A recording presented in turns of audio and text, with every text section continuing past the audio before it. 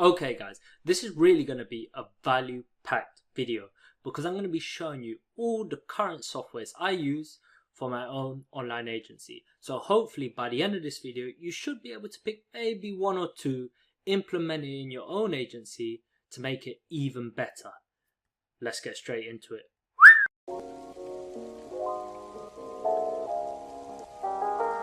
Right guys, now this is very much going to be a casual one, but it doesn't mean it's going to be jam-packed full of value. Now, as I said, we're going to be talking about all the softwares I currently use within my online-based agency. Now, here are the 8. Yes, there are one or two I use that I'll mention towards the end of the video, but here are the main 8. There's ClickFunnels, there's Calendly, Zoom, Slack, etc. But there's 2 points I want to make just before we start moving on to each one individually. The first point is, some are paid, some are free. Some you will have to pay for once you start scaling up to 2, 3, 4, 5 clients. Others you can literally keep as the free version for the duration of your agency, which I hope is years to come. Now, the second point is that each one of these softwares, one way or another, has either increased my authority or saved me time. And the way I'm going to explain that is that with my onboarding system within ClickFunnels, that has saved me a ton of time because there's none of that constant back and forth between email. And when it comes to increasing my authority, G Suite. I've got a professional email, so when clients talk to me initially, they know I'm a business owner, that I'm not just maybe a freelancer that's on Upwork. Right, a bit of general advice. Don't neglect outreach. Remember, the goal is to get clients. Yes, I know you want to build up your systems with software, you want to build out a team, but remember, the main goal is to get clients. So don't neglect outreach, because what's the point of building up systems or building up a team if you have no clients? Right, so we're going to start off with ClickFunnels.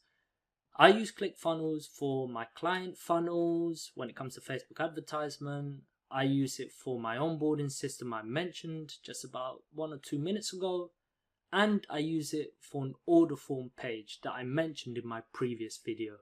So ClickFunnels cost about $97 for the starter plan. That's really all you need initially. Anything more is probably when you start reaching the higher echelons of like agency life, shall we say. Calendly. This is also paid. It's essentially my calendar, my schedule. So when I'm booking for meetings, I used to basically go back and forth with a client saying, when are you free? And they'll come back to me and say, oh, when are you free? So what I do now is I just send them the link for them to book on. So there's none of that. And the reason this is so good is 2 reasons. One, it makes you look super professional because yes, you are available, but they understand that you're available at certain times. And the other thing is that it saves you time of the back and forth that happens when you're actually trying to book a meeting per se. Now this one cost me about $14.99 because I've gone for the pro version. You could keep it free if you only have one meeting or if you have one schedule link that you send out. So you can still keep bootstrapping and keep this one free. So as you can see, here's an example 30-minute SMMA strategy session on Skype. Now, later, I pay about $49.99 for this. And this is because I have about 5-6 clients when it comes to Facebook and Instagram that I'm doing posts for. So you can keep it free with the first clients, but once you start scaling up, you'll have to pay at least the pro version. But what is this for? It's for scheduling social media posts. So if you do social media management, if you do Instagram growth, you're likely going to be producing content. So this is what this is for. And the reason I use Later instead of Buffer, instead of Hootsuite, other scheduling platforms is 2 reasons. One, I find it more bang for your buck in the sense of it's cheaper for what they give you. And secondly, you're able to give your clients access to your Later account. Now I'm going to tell you why this is so important. Because what you'll find is when you do have management clients, when you do have Instagram growth clients, is they want to see the content. They want to see the content that's coming out. They want to see what you're producing. And if you're not going to show them, or if you just have to put it in Google Drive, or you have to send them a link constantly, this is going to take a lot of your time. So instead of that, why not just give them access? So even they, and this is what I've found, they contribute to the post within the captions. So sometimes they go into the later platform and just change up the captions and they're happy. Now, G Suite. I think you need this, but if you're not going to pay for one, I would probably say this one, because I just use it more for having a professional email, and Google Drive, where clients give me their files, that can be free. So this one you could probably have for free, but I like it because it gives me a professional email, which helps me when it comes to authority with potential clients or current clients. So he can see an example, and here's the drive of the actual Google Drive. Now there's one thing I want to mention here, and it is the get shareable link. So when you do have clients, you want them to pop their marketing materials, their social links into folders. So the way you do this is you right click and you go to get shareable link and you send them that link. Make sure they can edit it so they can drop their folders in. Right, Zoom and Skype. This one's free, but to a point, and I've put it here 40-minute limit, because what Zoom do currently is anything above 40 minutes when it comes to a meeting, you essentially have to pay for. To give you an example, I was in a meeting one time, lasted a bit more than 40 minutes, and it cut off. So when they mean 40 minutes limit, they definitely mean it. But one of the reasons I do use it is because it is professional. You really just have to send them a link and they click on that link and they enter the meeting room. Quite easy to do. But most of the time I like to use Skype just because it's easy and simple, and most people have heard of Skype. Now this is an interesting one, and it is all about digital contracts. Now the reason I use Signable instead of PandaDoc or DocuSign, you've probably heard of these more well-established ones, is because one, I'm from the UK. I think this is only for UK residents, I'm not quite sure, or only for people based in the UK, shall I say. But the reason I like to use Signable is because I can actually send my contract in link form. Why is that powerful? Because I can fit everything when it comes to onboarding onto one email. So I can just put my contract link in there, I can put my payment link in there, and I can put my onboarding system link in one email, which is super powerful. So they just always go to that email for the onboarding, and then away they go. So that's why I use Signable. Alternatives are like PandaDoc and DocuSign. Now when it comes to payment gateways, I sometimes use Upwork if I get the client through there, and if I get a client through elsewhere, I use PayPal, Stripe. So for instance, here you can see how I set it up on PayPal. I use recurring payments, and here you can see how I set it up on Stripe. I use recurring quantity.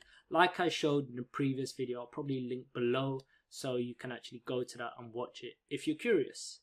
And the reason I would probably use Stripe instead of PayPal is because Stripe, you have more control.